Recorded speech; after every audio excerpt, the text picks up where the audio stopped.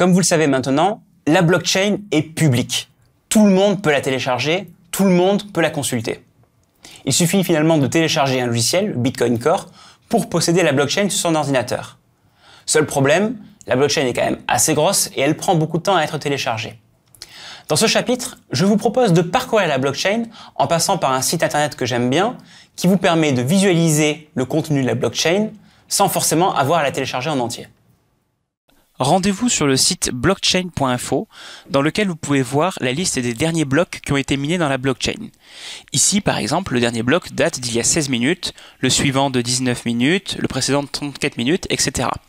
On voit aussi le montant total qui a été envoyé, ici plus de 11 000 bitcoins, et le nombre de transactions, ici 2176, qui ont eu lieu dans ce bloc. Vous avez aussi un module de recherche très utile dans lequel vous pouvez copier-coller une adresse de Bitcoin, dans lequel vous pouvez voir tout ce qui s'est passé, c'est-à-dire le montant total d'argent en Bitcoin qu'elle a reçu et le montant total qu'elle a dépensé. Vous avez aussi un menu très utile qui se trouve être Data, Chart, dans lequel vous pouvez voir un certain nombre de graphiques. Par exemple, j'aime bien regarder la capitalisation boursière du Bitcoin. Et ici, on voit au fil du temps l'évolution de la valeur totale des bitcoins en circulation en dollars. Et là, on voit que ce montant augmente, par exemple au fil du temps, et qu'il est de plusieurs dizaines de milliards de dollars de bitcoin en circulation. Donc c'est vraiment très important.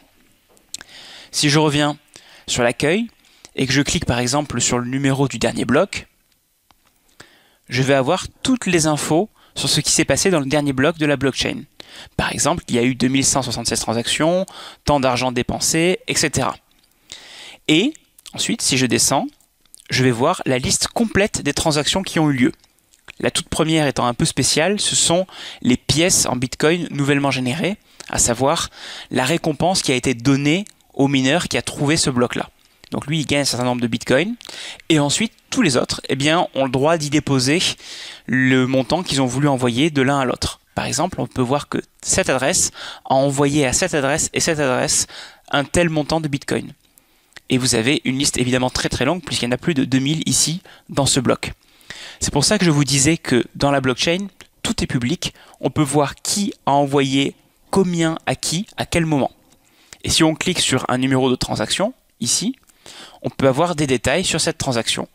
Par exemple, les frais par octet qui ont été utilisés, le poids de la demande, le nombre de confirmations qui ont eu lieu, etc.